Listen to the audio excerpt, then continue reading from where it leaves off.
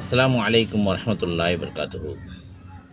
அல்லாஹ் ரப்புல் ஆலமீன் திருமறை குர்ஆனில் 2வது அத்தியாயம் 185வது வசனத்தில் குறிப்பிடுகின்றான், ஃபமன் ஷஹீத மின்கும் ஷஹர ஃபல்யசும்ஹு.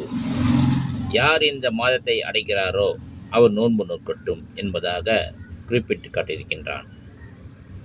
அல்லாஹ் ரப்புல் ஆலமீன் நம் மீது மிகப்பெரிய கருணை புரிந்திருக்கின்றான். நம்முடைய உறவினர்கள், உற்றார்கள், நம் வீட்டு பக்கத்தில் இருக்கக்கூடியவர்கள் எல்லோரும் சென்ற ரமலானில் இருந்தார்கள். இந்த ரமலானில் நம்மை விட்டு எத்தனையோ சகோதரர்கள், சகோதரிகள் நம் வீட்டு சேர்ந்திருக்கிறார்கள்.